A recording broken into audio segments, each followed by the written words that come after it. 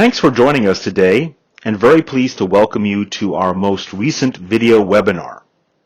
But before we get started, I'd like to take this moment to share a video from our previous China Visitors Summit in 2019. Please enjoy the video.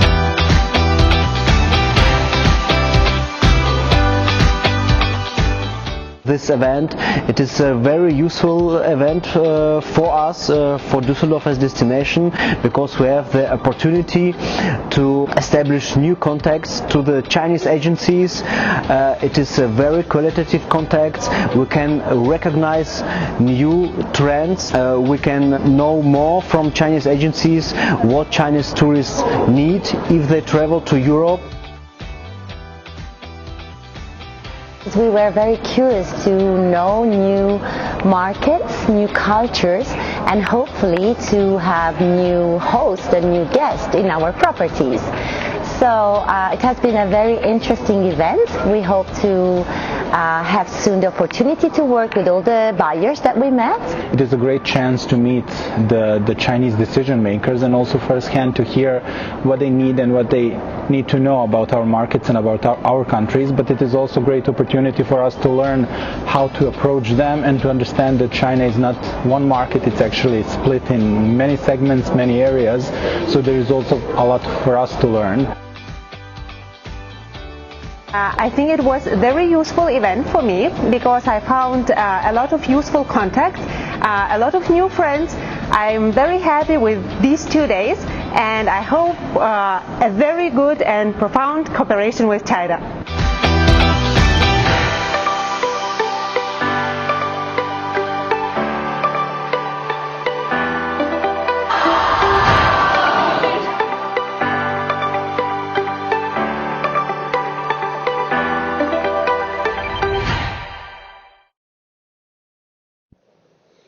Good morning, good afternoon, good evening, depending upon where you are joining us today. And I'm pleased to present live from Shanghai our latest video webinar on how to reconnect with your Chinese travel buyers. The what, the how, and the when to start. My name is Alexander Gloss. I'm the CEO at the China Eye to Eye Group. And even though I'm a native New Yorker, I have lived in China for the past 16 years, so China is very much my home these days. Let me take a brief moment to introduce our company, and this might explain why a guy from New York, living in Shanghai, is talking with you today about Chinese inbound travel. I founded the company in 1999, and now we have offices in Beijing, Shanghai, and Hong Kong, from where we service over 300 annual companies by offering a wide range of services.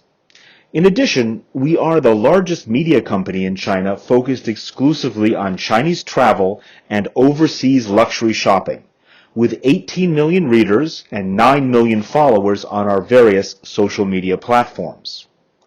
It's from this work that we have derived a certain experience and market knowledge, which we hope to share with you today. In today's video webinar, we're going to start by sharing how China has recovered from the COVID crisis and how Chinese domestic travel has rebounded, in the hopes that this paints a picture as to how Chinese global travel will rebound in the coming months. We will share some research and surveys from our WeChat followers regarding Chinese travel sentiment, what travelers are thinking about, their perceptions of international travel, and how travel will reopen from China. We have some great guest speakers from Marriott International, Düsseldorf Tourism, and 2 leading outbound travel buyers in China.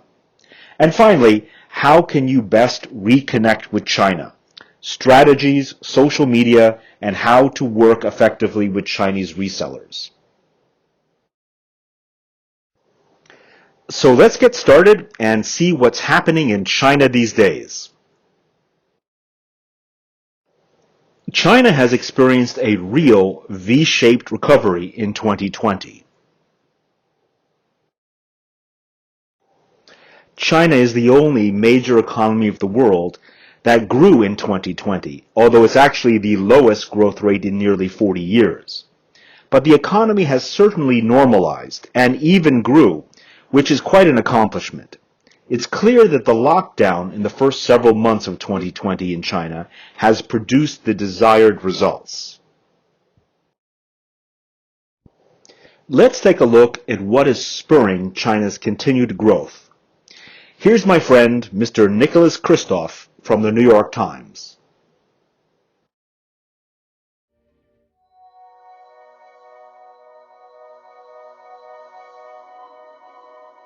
Chinese history for the past 30 years has been a story of economic growth. There's never really been an economic revolution quite like China's. The most populous country in the world, also enjoying the most rapid economic growth in history. An industrial revolution is far more rapid than in Britain or America, for example. We've never seen so many people come out of poverty so quickly. We've never seen so many people go from the rural countryside into the cities so quickly. What it took Europe 150 years to do in the Industrial Revolution, China has done in 30 years. In 1979, Chinese leader Deng Xiaoping called on the country to combine socialist ideology with elements of a pragmatic market economy, under the banner of socialism with Chinese characteristics, reportedly telling the Chinese people to get rich is glorious. After Mao died and Deng Xiaoping rose to power, that was one of the great events, I think, of the 20th century. What he did was, if you will, decommunize or decentralize much of the economy of China. There's some economists who think that this year China's going to contribute more real GDP growth to the global economy than the US, Europe, and Japan combined. We can think of China as one big factory, and this factory has to keep churning in order to keep up the economic growth. There's still a lot of unlocked resources or idle resources. But in recent years, growth has begun to slow. The double-digit GDP growth that we saw in the 1990s and the early 2000s was an exceptional era. It will never be repeated again because that was this extraordinary export-led economy matched by a demographic dividend of very low young age, moving up to a middle-aged working population. The annual growth rates 10 years ago, 9, 10, 11%, now about 6.5%. The question is, what's the reason for the slowdown compared with earlier growth rates? I think it's just natural. Even though there is a headline growth slowdown, China's economy is still growing at a much bigger rate than it has before in terms of real output, just because it's so much bigger now. It is a function of the need to rein in some of the economic development channels that were getting out of control. China has severe air pollution issues, environmental degradation that pervades almost every corner of the country. That's a function of unbridled economic development. Beijing now wants to shift away from manufacturing towards a service-oriented economy. It initially was focusing on manufacturing. It also focused on trying to bring in foreign companies who would use China's low-cost labor along the coastline and assemble things for export. But as this developed, and as they've realized there's a need to start transitioning their economy into something more sustainable, they realize they have to build up its services. And that is hard. You have to do it in a way that's sustainable, that creates as few social dislocations as possible, while at the same time delivering for people on a certain level of economic growth to which they've been accustomed. What you see in their data is the service sector is growing rapidly, consumption's growing rapidly. That's great. I was just in China. Young people are out in restaurants and cafes and they're buying cars. Chinese consumption as a portion of China's GDP has certainly grown, and that transition is happening. But interestingly, the roads are still being built. The high-speed rails are still being built, and this investment led system is kind of still moving on. Not at the same pace as it was, say, 10 years ago, but I would argue it hasn't slowed enough to bolster the meaningful transition to a consumer-based economy. A recent report by Morgan Stanley in New York projects that China's consumer spending will double by 2030. According to Morgan Stanley, consumption growth in China will reach almost $13 trillion by 2030. That's the same size as U.S. consumer spending today. This will produce an average $12,000 per person in disposable income and propel middle-class economic growth and consumption to being the world's largest in China. So why is this important to us today? Because travel spending is a product of consumer growth. The more available, the more travel. So let's see what China really looks like these days. Let's go to Xu Min. He's Eye2Eye China's marketing manager on the streets of Shanghai. Over to you, Min.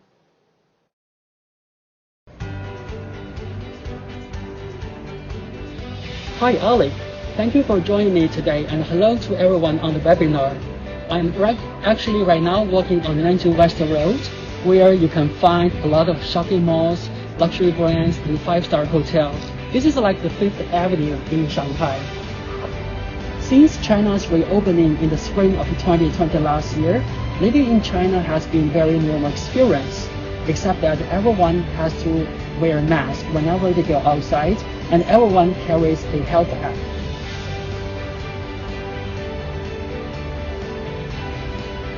This health app shows if people are considered a safe health risk based on where they have been, as well as if they have been tested for COVID, and now if they have been vaccinated. The health app is also used for contact tracing. So in the event that someone I have in contact with tested positive, the health service people can contact me immediately for a test. This health app is used when we check in a hotel, take a flight or train, go to movies, and enter shopping centers. In China, we think this is a great safety precaution, and most people cooperate, otherwise you won't be able to go anywhere. It is because of these kinds of efforts here in China. China is very normal these days. As you can see, there are plenty of people on the streets, people going to and coming from offices, shopping, driving around, etc. Thank you for joining us. Now back to Alec.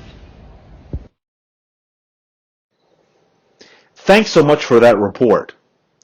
And in addition to an economic comeback in 2020, China has made a tourism comeback as well, which we really first saw reflected in the May Day holidays back on May 1st in 2020, when travel rebounded to approximately 53% of 2019. In 2020, travel in China was a bit of a mixed bag, but by the end of the year, we saw domestic travel actually grow by 19% year over year. In March 2020, a colleague who's a general manager at a five-star hotel in Sanya on Hainan Island in southeast China was getting ready to close the property. By September, he was operating at 95% occupancy on the weekends and 85% during the week, with room rates up about 20%. Not too bad for 2020. Lots of clients are asking us, what are the Chinese thinking about and planning these days? How are they behaving differently? It's a great question. At China Eye2Eye, we have the advantage of operating 23 different WeChat platforms with 9 million followers, and we get to survey them at any time. The QR code on the screen will link you to our Eye2Eye Travel WeChat platform with 12,000 Chinese travel agencies, tour operators, MICE managers, and more.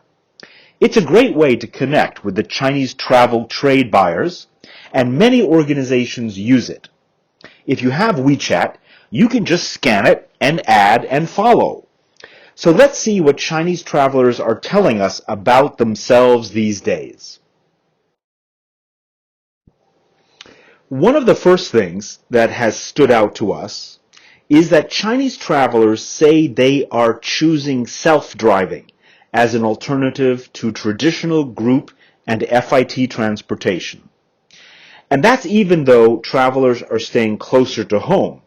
Nearly 25% responded by indicating that they are traveling long distance.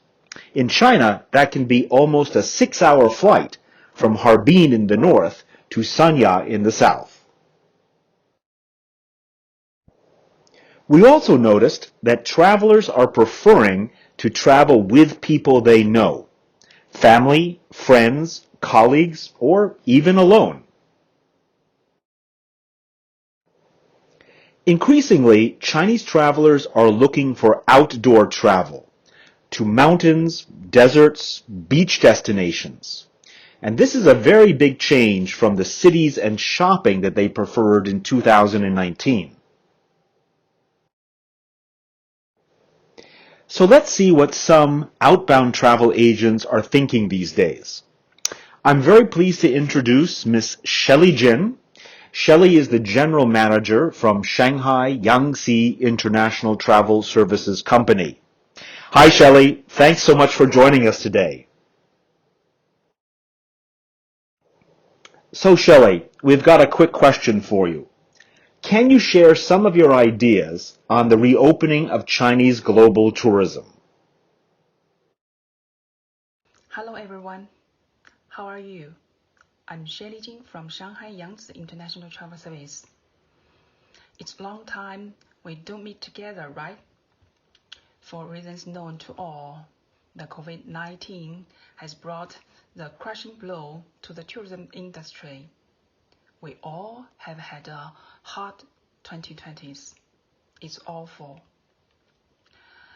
And now, with the COVID-19 vaccine being inoculated all around, the international travel may recover little by little by the end of this year or at the beginning of the next year. But I think it will take a long time to return to normal level of previous years. And if Chinese travelers can travel abroad, the first thing to consider is safety.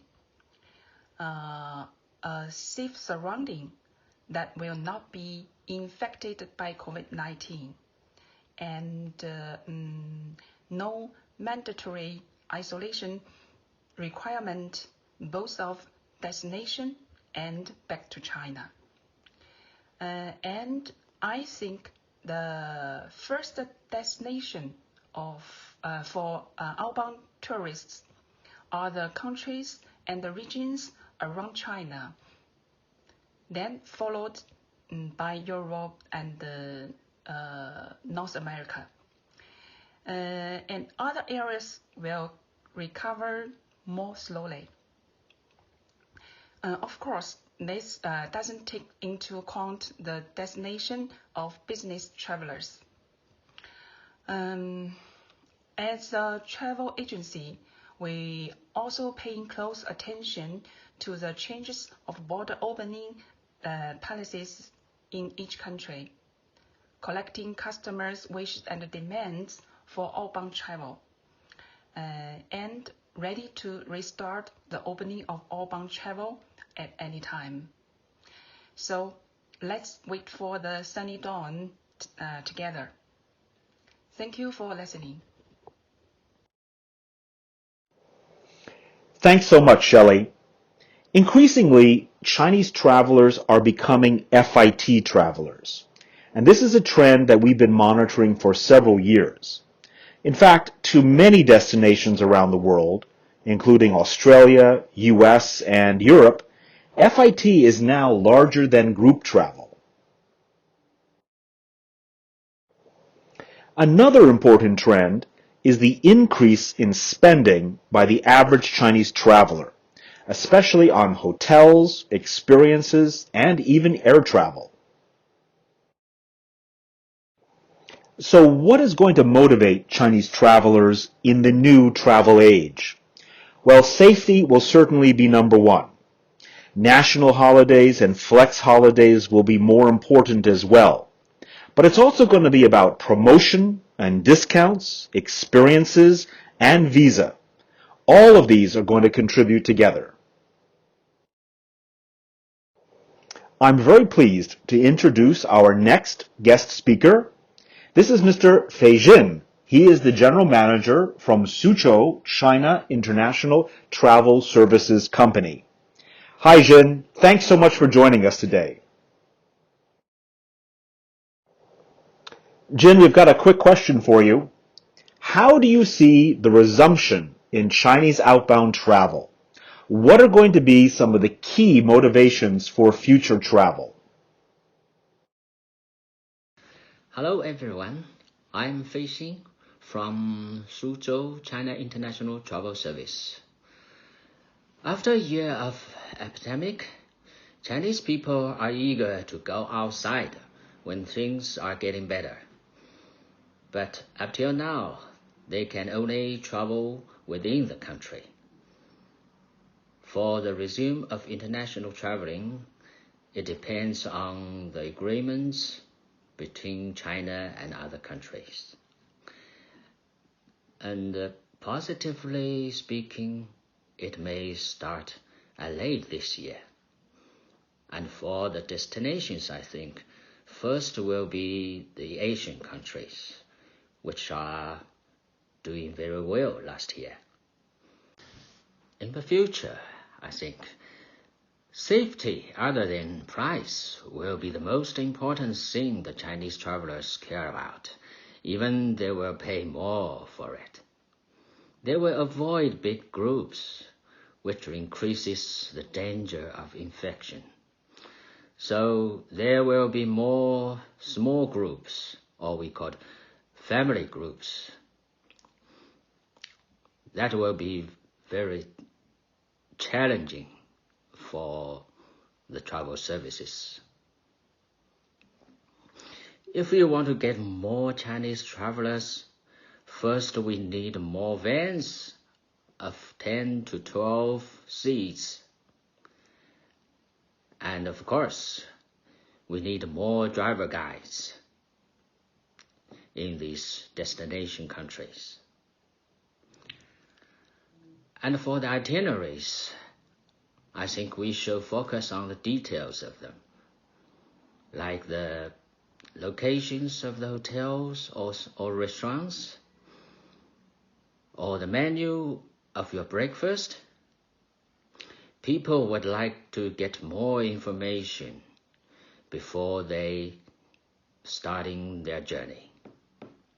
So all services should be upgraded. Okay, that's all. Thank you. Thanks a lot for that, Jim. You know, that's an interesting comment that he made about bus sizes and drivers. A group is going to continue to be strong, but group is going to look and behave differently moving forward. Travelers of 10 to 15 as compared to 25 to 30. And that's going to be more expensive to operate and more complicated to manage. You know, Chinese perceptions of international travel remain very robust based on our WeChat surveys. 82% plan to travel as soon as borders open, and most of the traditional regional destinations seem to be of great interest. And that's going to be good news for all of us. Everyone asks me, when will Chinese travel be back? And it's a great question, and there's a complex answer. And we all know the ingredients that need to come together to make the doors open again. We think Chinese vaccination rates are going to be a key part of opening that door. Presently, there are 3 vaccinations available in China. About 106 million people have been vaccinated to date. It seems vaccination rates have actually increased in China recently to about 7 to 8 million people every single week. Here are some pictures that were taken recently by my colleagues in Beijing, which shows a vaccination location which is adjacent to a hospital just outside the city center in Beijing. As you can see, it looks like it's in a parking lot. There's probably about 1,000 people here in line. And certainly in China, people are anxious to get vaccinated because they know that's going to be important if they travel domestically or certainly internationally. What we're projecting is a phased recovery, basically what we saw in domestic tourism in 2020. We're now in what is the pre-opening stage with business travelers and people who really must travel. The real opening is going to be led by the first 20%, what I call the path makers, those who are tired of only traveling in China, for example. And that's going to be followed by the Me Too travelers, the deal takers, and finally the ones who don't want to get left behind. Corridors and bubbles are going to accelerate the process. Macau is already open to mainland travelers with a COVID test and free return within 7 days. Taiwan, Japan, and Korea are allowing business travel now. And Phuket in Thailand is allowing a limited number of leisure travelers with some conditions. There's now talk of Hong Kong and Singapore, Dubai, Maldives opening very soon. And even the US and China are negotiating a reinstatement of air travel with open borders for vaccinated travelers. In Sri Lanka, they're offering inbound from China to visit select resort properties where the travelers are free to use all of the facilities but cannot leave the property. They can actually visit sites and attractions, but only on special buses, and they will be the only visitors actually at the site. It's sort of like an extended open-air quarantine. Let's see if other destinations try this model. And clients are asking us, who is going to travel first? Who's going to be the first travelers in each of these opening phases? And once borders open, we project that really the most experienced FIT and luxury travelers are going to be the first in line. Like we said before, they are most likely tired of traveling only to Sanya and are looking for restoring their travel habits because they have the capability to do it. Next is going to be the 20 to 30-year-olds, the FITs. And these are the travelers who are most English comfortable. Maybe they have lots of international travel experience. They work for multinationals or Chinese international businesses and might actually combine business and leisure in this early phase. Then we're going to start to see the first family groups and ultimately the rest. But there will be winners and there will be losers in this new outbound Chinese tourism. Southeast Asia will initially be very hot, not just in terms of temperature, but also in terms of travel demand, and especially Vietnam, Cambodia, Laos, but also new destinations like Bhutan, and places that coped very well with COVID like Russia, Greece, Portugal. But there will be short-term losers, mostly because Chinese perceive that these countries did not cope very effectively with COVID. Maybe there are some lingering political issues with these countries in China, but I think it'll be very short-term. It's good to remember that only 14% of Chinese have passports. That's about 190 million people by the end of 2019. Now remember that Morgan Stanley report that we talked about before, predicting a doubling of consumer consumption in China. If this happens, one could see a 200% increase in passport holders in China.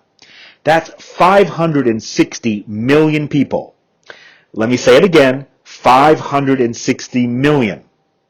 You're going to need a lot more buses and many more hotels and many more of everything. Let's see what some destinations are doing today to keep connected to China. I'm very pleased to introduce Mr. Dmitry Belov from Düsseldorf Tourism. Düsseldorf, of course, is a German gateway destination, luxury and MICE destination, and has been very active in promoting to China and Asia for many years. Hi, Dima. Thanks so much for joining us today. We've got a quick question for you. So, Dima, tell us, what are you doing these days to stay connected with your Chinese travelers? It is undeniable that Chinese tourists will come back in large numbers. Therefore, we are currently in contact with the Chinese audience and B2B contacts via WeChat and other online platforms such as Mafengbo, for example, to keep in touch. We use live streaming events to create a desire for Düsseldorf, and we're expanding our China-friendly measures such as the acceptance of WeChat Pay or Alipay in the city in order to be better prepared for Chinese tourists. Dima, that's great. But tell us, what trends do you see in new tourism? And what's your strategy moving ahead? We're registering the trend away from group travel towards FIT. The pandemic will generally exacerbate this trend.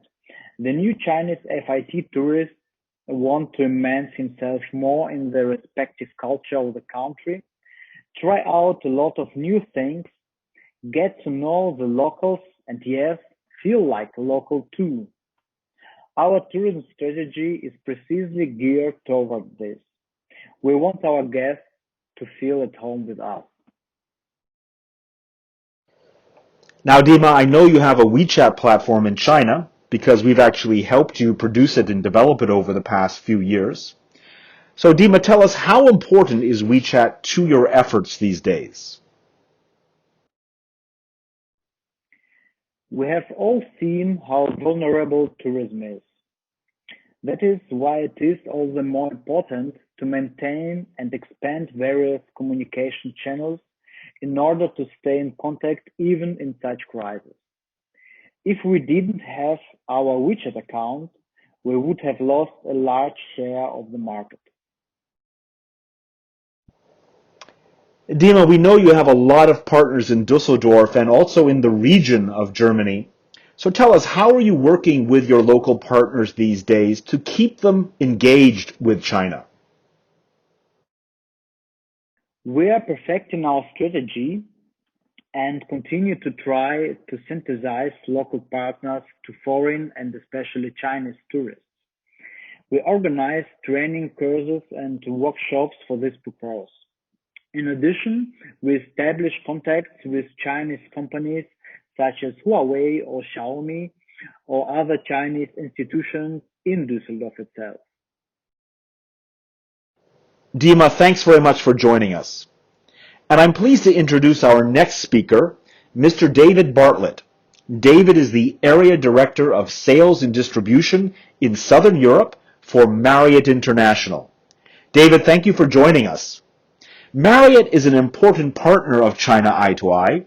We produce their WeChat in China and work with about 35 Marriott properties from around the world in producing their WeChat and China social media. Marriott is also a platinum sponsor of our China Visitors Summit, which will be held in November in Milano, Italy, at the Sheraton Malpensa Hotel and Conference Center. So, David, how is business these days, and what are you doing to welcome back Chinese guests in the near future? Hello, everybody, and I hope you're well. My name is David, and I'm the Area Director of Sales and Distribution for Marriott across our managed portfolio in Southern Europe. So Southern Europe covers 5 countries, so Greece, Italy, Spain, Portugal and Malta, and we're really looking forward to having the opportunity of welcoming our Chinese friends and visitors and travellers back to my area very, very soon.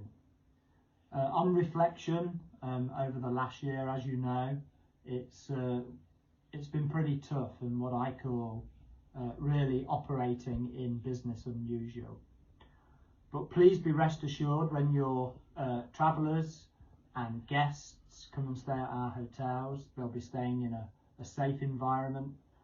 As a company, we will be leading with innovation, best practice, and also being very creative.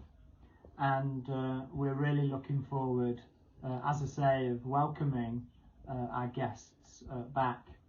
It's interesting, so I was speaking to some of my colleagues in Italy in some of our properties, and I was speaking to the sales leaders in Milan, and what they're planning to do to welcome back our Chinese guests and travellers is we'll be really focusing on delivering a great experience. So from the front desk, we'll ensure that we provide a very nice Chinese greeting with a hot towel to clean your hands on.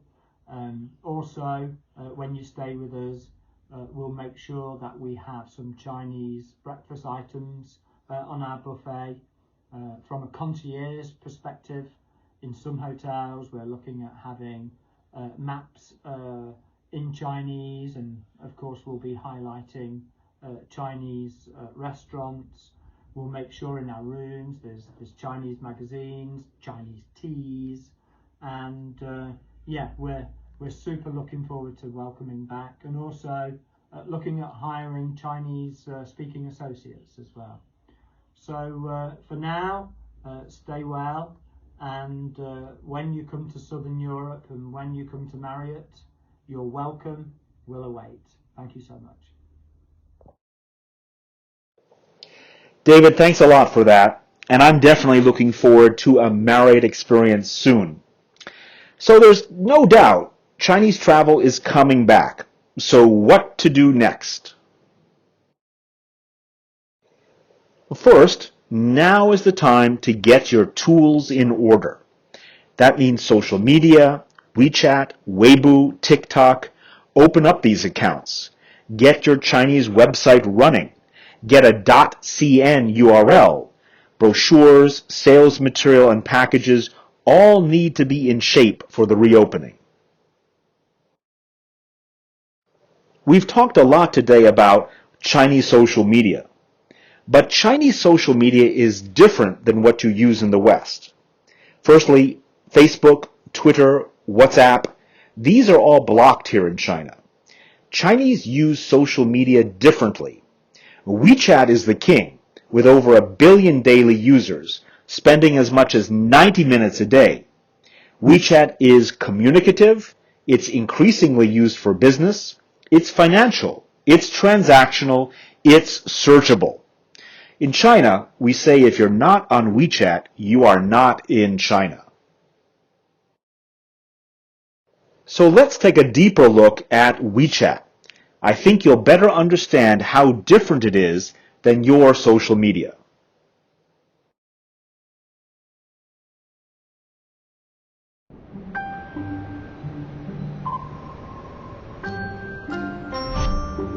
If you are sitting in the United States or Europe right now, you've probably never used a Chinese app. But the reality is, if you want to know how the internet will develop, China, the land once known for its cheap rip-offs, has actually become a guide to the future. You know, the internet is the internet. But for China, the internet is more like an intranet. It's largely walled off from the Western world by this incredibly complex system of filters and blocks that we call the Great Firewall. And basically, the Great Firewall blocks any foreign site the Communist Party doesn't think it can control. So that means there is no Facebook, no Twitter, no Google. Instead, what filled the internet vacuum was a generation of Chinese copycats that have grown into huge companies. So for Google, you had Baidu. For YouTube, you had Youku. For Twitter, you had Sina Weibo. And the list goes on and on. It's almost as if the Chinese internet is a lagoon as an aside to the greater ocean of the internet. And in that lagoon, there are these swamp monster apps that bear some resemblance to the creatures in the ocean, but are mutated in some ways because they evolved in a different kind of environment. But things have started to shift in the sense that before no one outside of the lagoon really cared about the swamp monsters. But now all of a sudden, some of the features they've developed are so amazing that Western apps are trying to copy them. And the greatest example of this is WeChat. WeChat is an example of, for lack of a better word, a super app. It's a Swiss Army knife that basically does everything for you. It's your WhatsApp, Facebook, Skype, and Uber. It's your Amazon, Instagram, Venmo, and Tinder. But it's other things we don't even have apps for. There are hospitals that have built out whole appointment booking systems. There are investment services. There are even heat maps that show how crowded a place is, be it your favorite shopping mall or a popular tourist site. The list of services goes on basically forever. But it's not the variety of things you can do on WeChat that makes it so powerful. It's the fact that they're all in one app. So why does that matter? Hypothetically, imagine you're sitting at home and one day you notice your corgi is dirty. You open WeChat, hit a few buttons, and a few hours later a man shows up at your door with some shampoo and a big vacuum.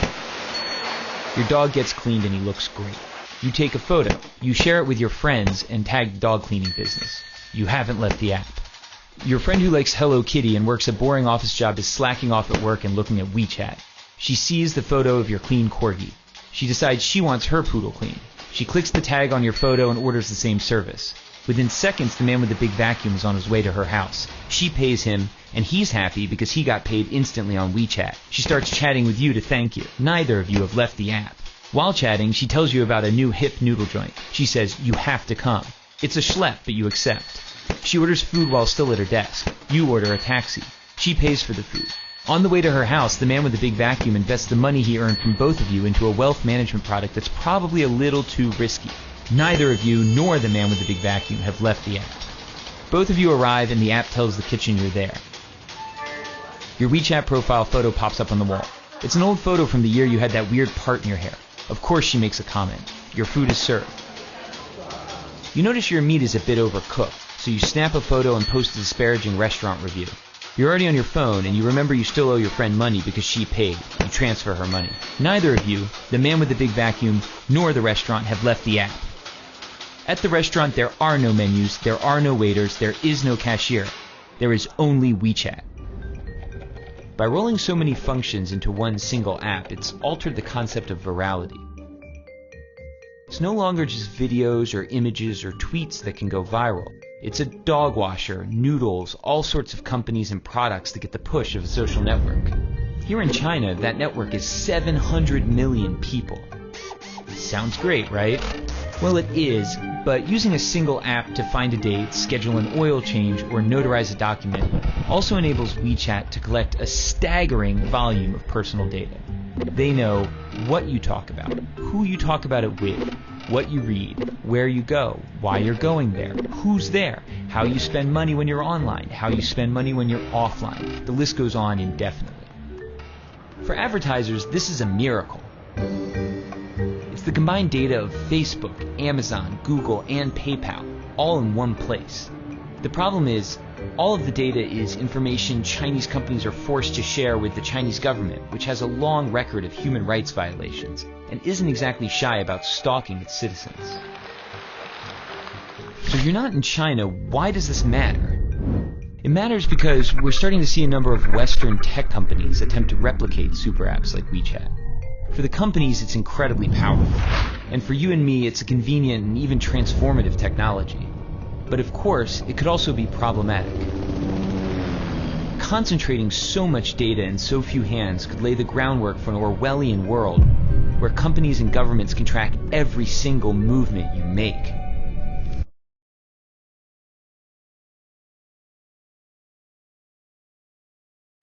Many companies tell me they want more Chinese travelers. Now that's very nice, but I always ask what kind of Chinese travelers, because no matter what you want, China is producing it. It's important these days to decide what you want, what travelers are going to be best for your profit centers. Then decide on a strategy and produce those travelers. Use social media to target, marketing to showcase, talk to the right resellers, not all the resellers, And don't forget PR and communications, media. China is big and you need to make noise. And don't forget about resellers. Resellers are alive and well in China. But not all resellers are created equal, and it's becoming a more complicated part of the market. Tour operators and travel agents are still very dominant. OTAs are becoming more numerous, and even airlines and hotels are selling more and more directly. Specialty agencies are growing by the day, segmenting and becoming more and more specific. A year ago, I met a company that specialized in garden tours. I said, garden tours? Yes, garden tours. They go out and visit famous and beautiful gardens around the world. They go to Paris. They go to Versailles. But they don't go to the palace. They go to the garden, and they visit with the chief gardener. They tour the gardens. They learn about the trees and the flowers, the design, the water features, the soil, the history of famous trees. Apparently, trees have history too. I asked how much a garden tour is, and he said it's about $1,000 a day. So maybe money does actually grow on trees.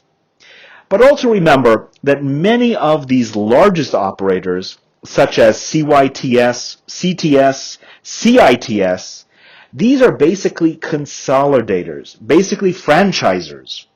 CYTS in Guangzhou is not the same company as CYTS in Shanghai or in Wuhan. They are franchises. They sell products from the home company, but they're free to develop products completely by themselves. So don't choose one reseller. China is a localized travel sales market. You need more than one. It's a big country. So I hope you're beginning to see that there is a new Chinese traveler in your future. So let's focus on who he or she is going to be. The core is still here, group and FIT.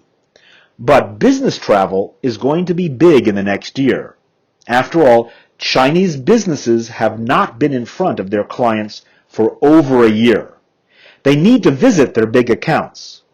MICE was growing to Southeast Asia and even Europe before the crisis, and this will continue and accelerate.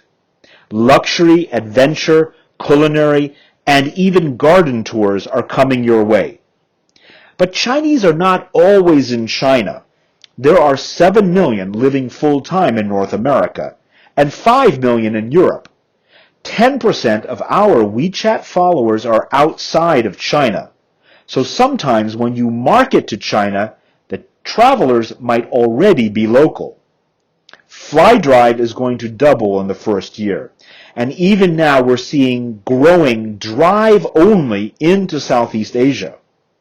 Cruise was very big from China before the crisis and growing into North America, Mexico, Alaska, Caribbean, Mediterranean, and Scandinavia, and that is going to be in more demand as Chinese travelers will see the measures that cruise companies are taking to secure health and safety. It's going to be very attractive to the Chinese. Chinese travelers are very focused on brands, certainly when it comes to luxury shopping, but also in choosing travel destinations and experiences. If you are a destination, you are a brand, even if you don't think so. New York is a brand. London is a brand, at least in the minds of Chinese tourists. And so, you need to think like a Chinese tourist. Chinese tourists share your brand with their friends, their colleagues, all 835 of their best friends on WeChat. The experience, the uniqueness, the adventure, the photos and the videos that they accumulate with you reflect their face, as we say in China, to the most important social circles. What this means is you have to define your travel experience in Chinese travel terms. If you do this, they will come. So what do you do to overcome the challenges in reaching out to China these days? Social media is the easiest tool. Virtual matchmaking conferences are very popular these days. Virtual sales missions. And PR and communications. Like I said before, you need to make noise because China is very noisy. One solution is our live Travel China in July. This is a virtual conference for global suppliers. But in China, the 100 buyers meet together in a conference center where they virtually meet with you. You can pick and choose the buyers you want to meet with, so you can design the event experience for FIT, for group, for leisure, MICE, etc. The next CVS, China Visitor Summit, will be held in Milano, Italy in November. 150 Chinese travel buyers will actually be there. This is not a familiarization trip. The Chinese buyers have to apply to join the CVS. They have to prove that they are doing 500,000 euros in European business. They pay a 500 euro registration fee plus their air tickets to Milano, typically more than 2,500 euros per person, which makes them the most qualified Chinese buyers you will ever meet in Europe. Once the borders open, you need to be ready with pricing, packages, incentives, and Chinification. Make sure you tell the world that the Chinese have arrived. It's going to be a new travel world, and the Chinese are going to be a big part of it, for you and for me. People always ask me to predict the opening and how many are going to be traveling in the first year. I've been doing this for 16 years, and I always find that the projections are wrong. It was supposed to take 10 years to get to 100 million global Chinese travelers. Well, we got there in 5 years. No matter the pace or the speed, Chinese travelers are coming to stay. Thanks very much for joining us, and if you have any questions, please feel free to contact me. Stay safe, stay healthy, and stay on WeChat. Again, please feel free to email or add me on WeChat. Have a great day.